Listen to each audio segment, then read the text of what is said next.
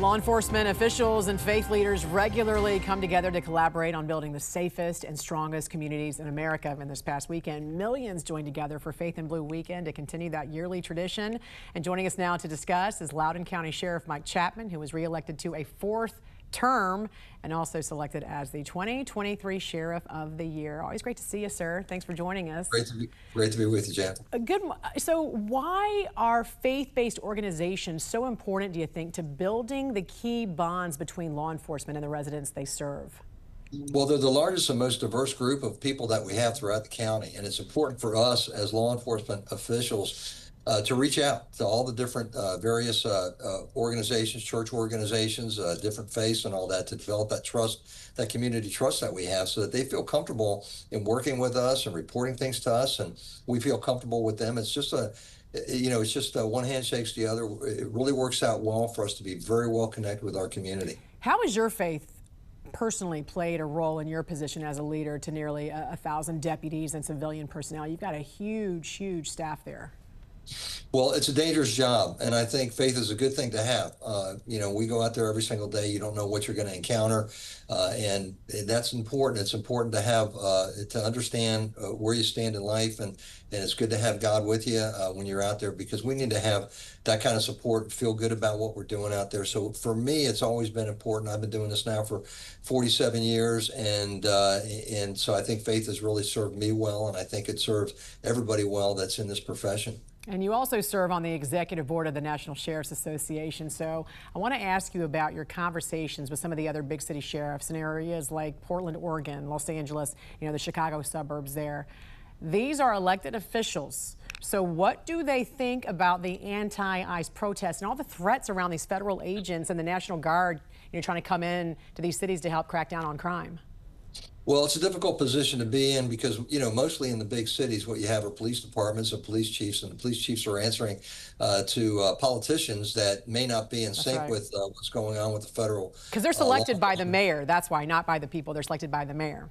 That's right. As elected officials, we have a lot more latitude in doing what we're doing locally, and it really kind of depends on where you're at in the country and what kind of challenges that you're facing out there. That really comes down to the individual sheriff's office and how they perceive the problem and going out there. I think it's important that we, and I've always felt this way, and having formerly been a federal agent with the Drug Enforcement Administration, I've always felt that it's important for us to work across the board with all of our counterparts. We're all part of the same mission.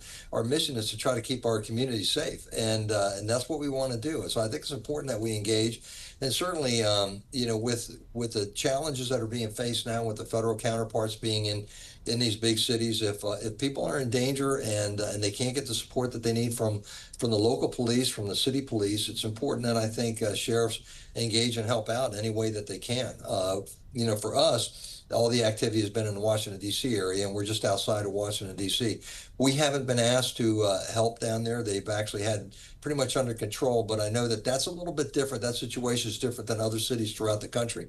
But we're certainly able and willing and ready to help out in any way we can. We want to make sure that we keep our law enforcement officials safe. We want to keep the community safe. That's what we do. That's our job. As a DEA agent and also somebody who's also, sheriff there in Loudoun County, do you feel like the war on drugs that we're having, do you feel like you've seen less of some of these drugs being trafficked into your county or more in the past few years? Well, I would say in the most recently, it's actually gone down. I think we're having success because of the what's going on at the border and the actions by our president and this administration to close down the border. That really is the biggest entry point for drugs coming into this country. We want to make sure that whatever we can do to stop it from coming into this country, that's step one. The other step is to educate our people and make sure that they understand the dangers of consuming these drugs and the death that's associated with them, and just the hardship that it puts on families just across the board. It's just a no-win situation. So we're seeing, I think, a decline in that, and I think it all has to do with a new attitude and a new direction with this administration to really clamp down and hold these criminals accountable. I think that's extremely important. And finally, very quickly, in your home state of Virginia, the Democratic candidate running for Attorney General Jay Jones sent text messages envisioning the murder of a Republican lawmaker and his children, as well as allegedly suggesting law enforcement officers need to be killed so there would be less police killings. How troubling is this for you if he becomes the top law enforcement official in the state? That would be a disaster, quite frankly. He's unqualified for the job to do that, make those kinds of comments. To think him is bad enough, but then to put it in writing and send it around is even worse. I mean, I tell you what, I can't believe anybody that was either in elected office or is thinking about elected office would do such a thing. I mean, it's important that he would do such a thing. And if he's elected as a top cop, that really hurts us across the Commonwealth of Virginia. I mean, that would be a disaster for us, and I sure hope it doesn't happen. We have a great Attorney General already in place. I hope he gets reelected because we have a great relationship with him. He supports law enforcement. We support him. It's one hand shakes the other. We're doing very, very well throughout the Commonwealth of Virginia, and we hope to keep it going in that direction. Loudoun County Sheriff Mike Chapman, always a pleasure. Thanks for joining us. God bless you. Thank you. My pleasure.